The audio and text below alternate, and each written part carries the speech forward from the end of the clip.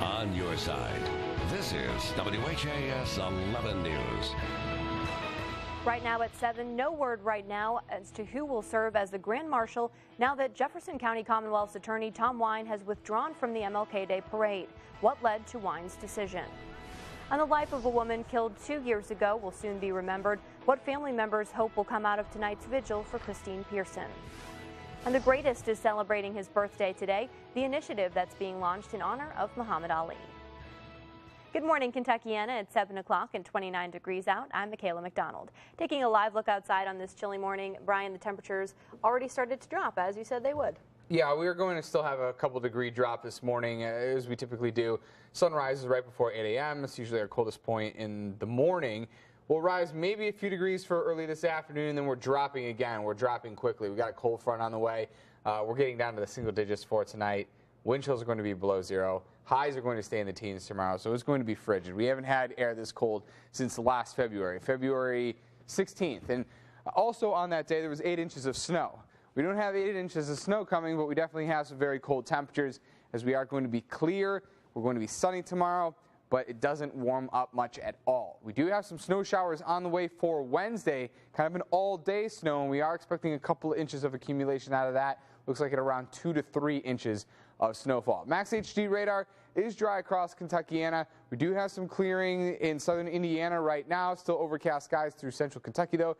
There's our chance for some snow for later on this afternoon. It's going to be just some flurries. Not expecting much out of it. Maybe just the dusting in spots in southern Indiana. Our Morgan & Morgan HD camera network view at the Review Restaurant and Lounge at the Galt House showing overcast skies. 29 degrees right now. Winds out of the northwest at 13 miles per hour.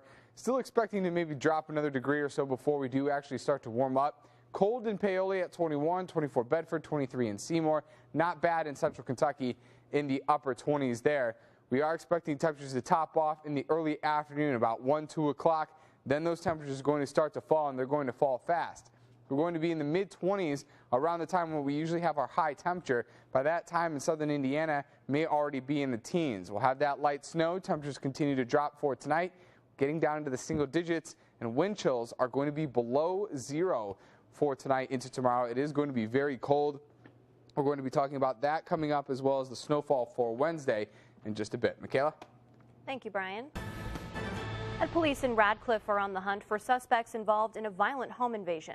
It happened in the 1100 block of Hill Street around 6 o'clock Saturday evening. The police chief says four males entered the home and tied up a man and woman inside. We're told they assaulted the man, striking him in the face with a gun. 2 young children were inside the home during the incident, but fortunately they were not hurt. Officers say the intruders stole several guns. Some of them have already been recovered by police. If you can help with this investigation, call Radcliffe Police. Jefferson County Commonwealth's Attorney Tom Wine will not serve as this year's Grand Marshal in tomorrow's Martin Luther King Jr. Day Parade. This last-minute decision comes after several community groups threatened to protest at the parade if Wine was honored. Wine's office sent out a statement detailing why he would be withdrawing his name and his hopes for MLK Day to be celebrated with unity and not division. WHAS 11's Shay McAllister has the story.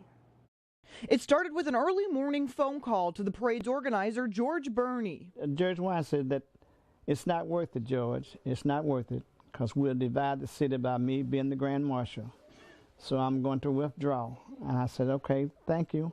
Burney tells us Commonwealth's attorney Tom Wine is not a racist man and says he earned the position as the Grand Marshal. But months of controversy between Wine and Jefferson County Circuit Court Judge Olu Stevens regarding the equal representation of race in courtroom juries left some in the community asking for him to withdraw from the position. Maybe he's not a racist to him, but the community is looking at it a totally different way. They seeing this white man, which is Tom Wine, fight a black man who's trying to make conditions better for black people. Several groups threatening to protest the parade led Wine to release this statement, which reads in part, "It was an honor to be asked, but I would never want my presence to take away from the purpose of the celebration."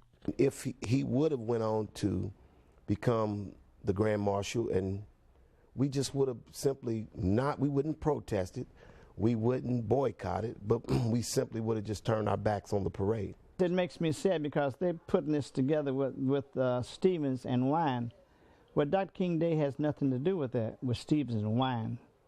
Nothing to do with that.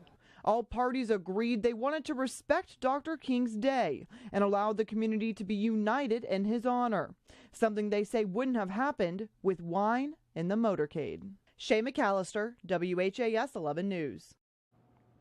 And Wine says he will not be participating with the group, but instead celebrating with friends. And today, family and friends will gather to remember a young woman who lost her life 2 years ago in an unsolved murder. 24-year-old Christine Pearson was found dead on January 17, 2014, in an alley in the 800 block of North 33rd Street. No one has been arrested in this investigation.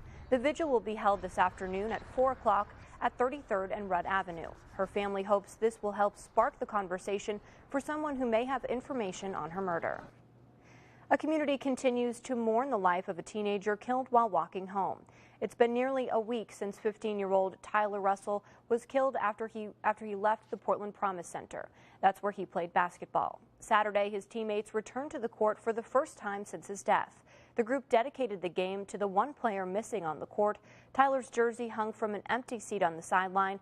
Coaches remember the teen for his lighthearted spirit and sense of humor. Chris Jackson, one of Tyler's teammates, was walking with Tyler when the shooting happened. Cried a little bit. But right now, I want the people that did it to get caught more than I am sad.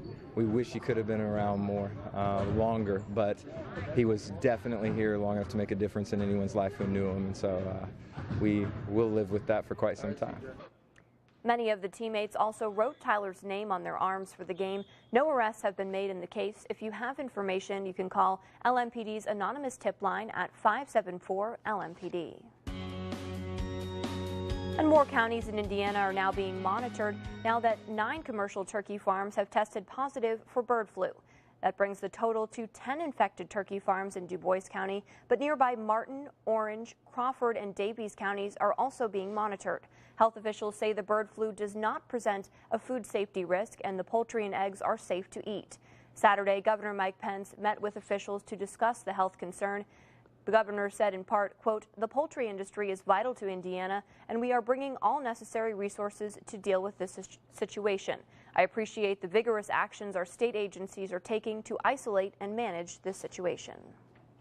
Starting tomorrow, expect delays in Oldham County as crews begin work on a widening project. Highway 393 will expand from 2 to 4 lanes and a half-mile stretch of the roadway. Turning lanes will also be added at the intersection with Commerce Parkway. Officials say some lanes could be closed, but that will be prohibited during peak travel times. Crews are also expected to install work zone signs, and they will also begin clearing trees and brush. The $5 million project is expected to be completed by June of next year. And boxing legend Muhammad Ali is celebrating his 74th birthday today. To mark the occasion, Mentor, the National Mentoring Partnership, will use Ali to serve as the symbol for International Mentoring Day. It's an attempt to highlight and celebrate the power of mentoring. The initiative encourages the world to share their ideas around mentorship and to create space for international conversation. Ali's wife, Lonnie, says on this day and in the future, she hopes people will take the first step to mentor someone who needs support, direction, and somebody to believe in them. You're encouraged to share what mentoring means to you on social media by using the hashtag National Mentoring Month and MentorIRL.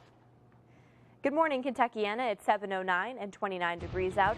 The search continues this morning for a group of Marines who went missing following a helicopter crash. What's making it tough for rescuers to find the servicemen? And the controversy continues in Michigan over the water crisis in Flint, why some residents believe the governor should now face charges in the investigation.